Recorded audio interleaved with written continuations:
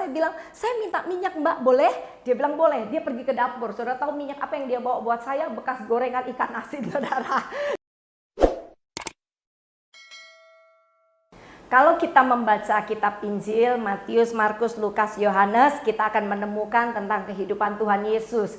Kalau saudara mau belajar tentang mujizat yang nyata, kita bacalah 4 Injil ini plus kisah para rasul. Dan kita perhatikan bahwa ada satu kasus saja tentang orang buta. Tapi kalau saudara baca hanya di Injil Matius saja, saudara akan menemukan cara-cara Tuhan menyembuhkan mereka itu berbeda. Ada yang langsung Tuhan berkata, apakah kau percaya aku bisa melakukannya? Kemudian dia katakan, aku percaya. Dan Tuhan hanya berkata, dengan imanmu kau sembuh. Dia sembuh. Kemudian ada yang datang kepada Tuhan. Dan Tuhan hanya bertanya, kamu mau apa daripada aku? Dia berkata, aku mau sembuh. Cuman begitu saja. Nah, Tuhan tergerak oleh belas kasihan. Karena orang ini berteriak-teriak. Dan kemudian apa yang Tuhan kerjakan? Dia meludahi mata orang ini. Dan mata itu melek gitu kan ya. Jadi terkadang cara Tuhan tidak seperti yang kita pikirkan. Kita sering berasumsi jelek tentang apa yang terjadi dalam hidup kita, seakan-akan tidak ada lagi pertolongan. Suatu saat Tuhan bawa saya ke daerah Beraan di daerah Kediri. Itu kira-kira belasan tahun yang lalu di sebuah desa. Ada sebuah gereja di sana dan saya sering pelayanan ke desa itu. Nah, saya dibawa oleh seorang teman yang kelahiran di sana dan dia cukup punya banyak kenalan di situ, dan dia bawa saya ke satu rumah seorang mbah. Mbah ini sebenarnya sudah sakit lama. Dia sakit stroke juga kencing manis. Nah, kok pas pada saat itu kita datang di sana, si mbah ini baru jatuh dari kamar mandi dan kaki kanan kirinya itu bengkak sekali dan tidak bisa diselonjorkan. Jadi kaki itu benar-benar ditekuk dan bengkak. Dan saya cuma datang dan saya bilang, Mbak sakit ya? Dia pakai bahasa Jawa halus gitu ya. Nah, saya nggak bisa, saya orang Kalimantan. Jadi teman saya jadi penerjemah, saya nggak ngerti gitu kan. Ini untuk pertama kali saya pelayanan ada penerjemah, bukan bahasa Inggris di Indonesia kan, tapi bahasa Jawa di Indonesia kan gitu. Jadi saya mendengarkan, oh begitu. Saya cuma bilang, Mbah maaf ya, Mbah sakit, saya mau berdoa boleh? Dia cuma bilang enggak gitu. Nah, saya coba berdoa, saya cuma bilang, tapi saya Kristen loh. Saya berdoa dalam nama Tuhan saya boleh? Dia bilang iya, enggak apa-apa. Nah, akhirnya saya pegang kakinya. Waktu saya pegang kakinya, saya berdoa dalam hati, Tuhan saya harus apa? Ini kaki bengkak sekali, ditarik sedikit, dipegang sedikit, si Mbah udah teriak-teriak.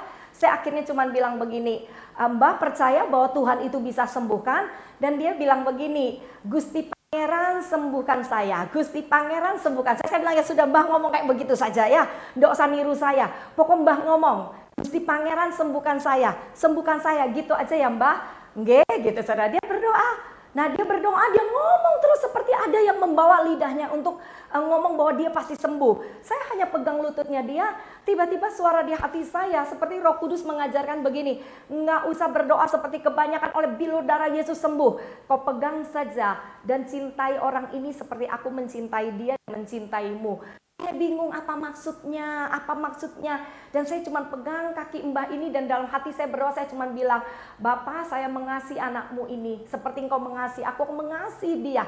Saya pegang itu saudara sambil saya minta yang namanya minyak, dan ternyata si ibu itu punya anak. Saya bilang, saya minta minyak Mbak, boleh? Dia bilang boleh. Dia pergi ke dapur. Saudara tahu minyak apa yang dia bawa buat saya? Bekas gorengan ikan asin saudara.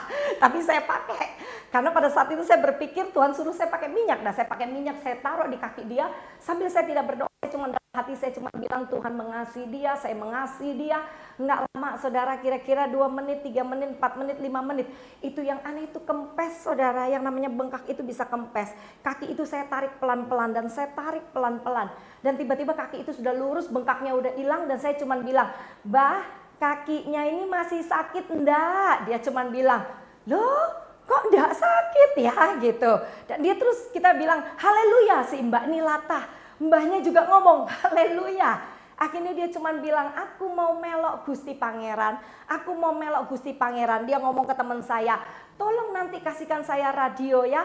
Saya mau dengar lagu haleluya, haleluya. Nah, singkat cerita, Kasih itu bisa menyembuhkan dan juga menyelamatkan. Ini metode yang saya nggak pernah pakai lagi setelah itu.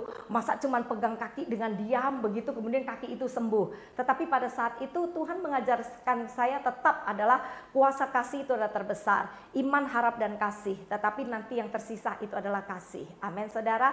Oleh sebab itu jangan pernah kehilangan kasih mula-mula. Jangan pernah kehilangan kasih kepada sesama kita. Jangan pernah kehilangan kasih tentang apapun yang Tuhan percayakan kepada hidup kita, supaya melalui saudara dan saya Tuhan muliakan.